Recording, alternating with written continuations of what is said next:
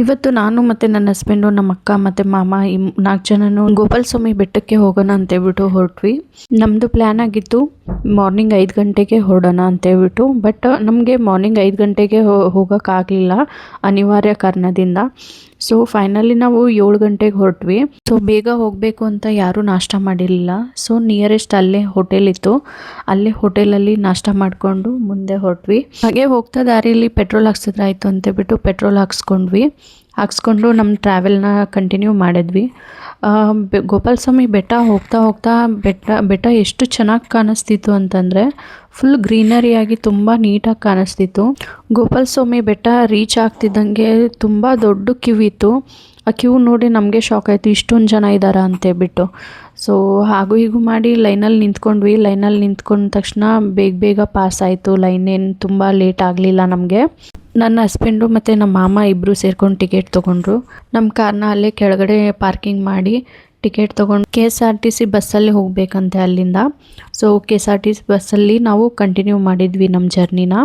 ಅಲ್ಲಿ 2 ಆಪ್ಷನ್ ಇತ್ತು, ಬೇಕಾದವರು ಬಸ್ಸಲ್ಲಿ ಹೋಗ್ಬೋದು, ಇಲ್ಲ ಜೀಪಲ್ಲೂ ಹೋಗ್ಬೋದು ಬೇಕಾದರೆ. ಸೊ ಅದಕ್ಕೆ ಸಪ್ರೇಟ್ ಟಿಕೆಟ್ ಇರುತ್ತೆ. ಸೊ ಟಿಕೆಟ್ ತೊಗೊಂಡು ಹೋಗಬೇಕಾಗತ್ತೆ.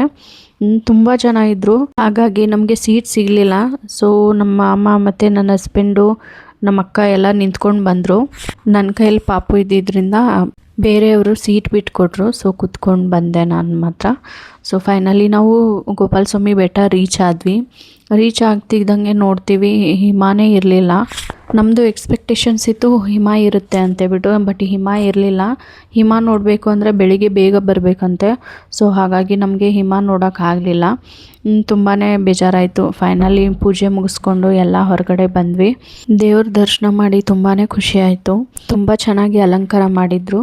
ಹಾಗೆ ನಾವು ವೆಯ್ಟ್ ಮಾಡ್ತಾ ಇದ್ವಿ ಪ್ರಸಾದ ಸಿಗುತ್ತಾ ಅಂತ. ಬಟ್ ಪ್ರಸಾದ ಇದ್ದಿದ್ದು 1 ಗಂಟೆಗೆ. ಸೊ ಹಾಗಾಗಿ ನಾವು ಹಾಗೆ ಫೋಟೋಸ್ ತೊಗೊಂಡು ವಿಡಿಯೋಸ್ ಮಾಡಿಕೊಂಡು ಅಲ್ಲಿಂದ ಹೊರಗಡೆ ಬಂದ್ವಿ. ಹೊರಗಡೆ ಬಂದು ಸ್ವಲ್ಪ ಹೊತ್ತು ಹಾಗೆ ಓಡಾಡಿದ್ವಿ. ನನ್ನ ಎಕ್ಸ್ಪೆಕ್ಟೇಷನ್ಸ್ ಇತ್ತು ಆನೆಗಳು ಕಾಣಿಸುತ್ತಾ ಅಂತೇಳ್ಬಿಟ್ಟು. ಬಟ್ ಎಲ್ಲ ಕಡೆ ನೋಡಿದ್ರೆ ತಂತಿಗಳೆಲ್ಲ ಹಾಕ್ಬಿಟ್ಟಿದ್ದಾರೆ, ಯಾವುದೇ ರೀತಿ ಅನಿಮಲ್ಸು ದೇವಸ್ಥಾನದ ಒಳಗಡೆ ಬರಬಾರ್ದು ಅಂತೇಳ್ಬಿಟ್ಟು. ಸೊ ಹಾಗಾಗಿ ಯಾವುದೇ ರೀತಿ ಎಲಿಫೆಂಟ್ಸ್ಗಳೆಲ್ಲ ಕಾಣಿಸ್ತಿರ್ಲಿಲ್ಲ. ದೂರದಲ್ಲಿ ಎಲ್ಲೋ ಒಂದು ಕಡೆ ಜಿಂಕೆ ಮಾತ್ರ ಕಾಣಿಸ್ತಿತ್ತು. ಸೊ ಅಲ್ಲೆಲ್ಲ ನೋಡಿಕೊಂಡು ಕೂತ್ಕೊಂಡು ಸ್ವಲ್ಪ ಹೊತ್ತು ಬಂದ್ವಿ. ಹಾಗೆ ನಾವು ಕಾರಲ್ಲಿ ಬರುವಾಗ ಒಂದು ಕಡೆ ಸೂರ್ಯಕಾಂತಿ ಬೆಳೆದಿದ್ರು, ಅಲ್ಲೆಲ್ಲ ಫೋಟೋಶೂಟ್ ಎಲ್ಲ ಮಾಡ್ಕೊಳ್ತಾ ಇದ್ರು ಕೆಲವೊಬ್ಬರು. ಹಾಗೆ ನಾವು ಫೋಟೋಸ್ ಕೂಡ ತೊಗೊಂಡ್ವಿ.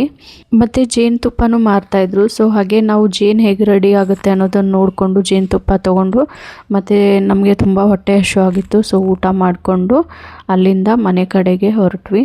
ಇದಾಗಿತ್ತು ನನ್ನ ಮಿನಿ ವ್ಲಾಗ್. ಇದ್ರದ್ದು ಫುಲ್ ವಿಡಿಯೋ ಯೂಟ್ಯೂಬಲ್ಲಿದೆ, ಚೆಕ್